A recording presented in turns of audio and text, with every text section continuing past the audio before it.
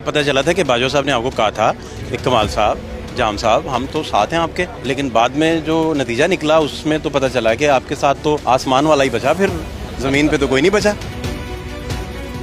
हमारी पार्टी भी कुछ ऐसे एस्पेक्ट्स थे कि जो इन्वॉल्व हो गए थे और वो चीज़ बिगड़ती हुई बहुत नज़र आ रही थी जैसे जैसे दिन गुजर रहे थे। आप उस दिन ही मना कर देते उनको, जब आपको बनाने लगे थे और वहाँ के ताज पहनाने लगे थे, मना कर देते कि मैंने आप लोगों के साथ या आपकी छत्र छाया में नहीं आना। हमें ऐसे बेंचमार्क्स हर सीएम को छोड़ के जाने चाहिए। या क्या आप कोई दास्तान अपने ज़ुबानी सुना दें, हम स्पेकुलेट करना बंद कर दें। अख्तर मेंगल साहब की पार्टी तो बहुत वोकल भी थी इसके लिए, उनका डिस्कम्फर्ट बहुत ज़्यादा था कि अगर उनकी ख्वाहिश पूरी हुई है, वो किन के साथ मिल के हुई है वो एक अलग बात है। रिग्रेट है जी कोई मन में? पॉलिटिकली सारी चीज़ों को देखा और ये कोशिश नहीं की कि सूबे के लिए कुछ कर सकूँ, तो रिग्रेट डेफिनेटली रहते हैं। आप जब स्टार बने और बाद में मोहल्लाती साजिशें आपको ज़ीरो कर दें, तो इस पे कम से कम कुछ लिखेंगे आप?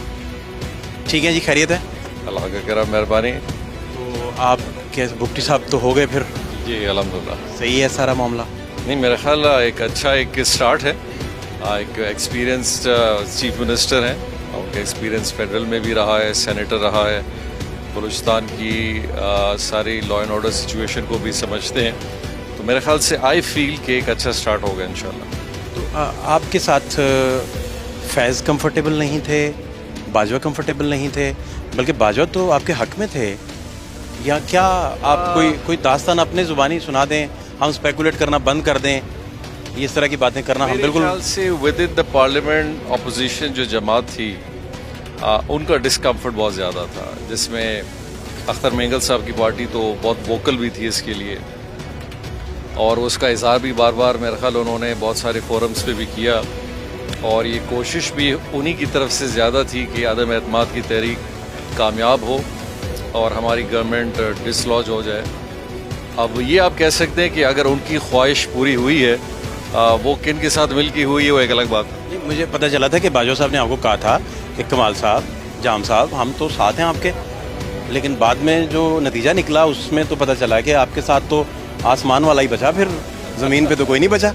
देखिए, पार्ट ऑफ पॉलिटिक्स, हमने भी ज़्यादा रेजिस्ट इसीलिए नहीं किया कि विद इन हमारी पार्टी भी कुछ ऐसे एस्पेक्ट्स थे कि जो इन्वॉल्व हो गए थे और वो चीज़ बिगड़ती हुई बहुत नज़र आ रही थी जैसे जैसे दिन गुजर रहे थे, तो नथिंग मच।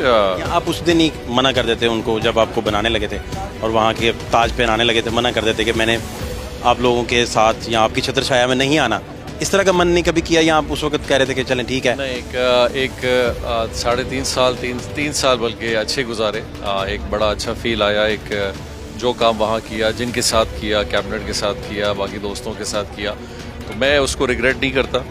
एज लॉन्ग जब तक मेरी जिम्मेदारी थी, कोशिश की उसको जितना पूरा कर सकूँ वो किया, और डेफिनेटली उन 3 सालों ने कुछ स्टैंडर्ड्स रखे हैं जो कि शायद कुछ चीज़ों के लिए बेंचमार्क बने, और मेरे ख्याल से हमें ऐसे बेंचमार्क्स हर सीएम को छोड़ के जाने चाहिए ताकि आने वाला कम से कम उनको अचीव करने की कोशिश। रिग्रेट है जी कोई मन में?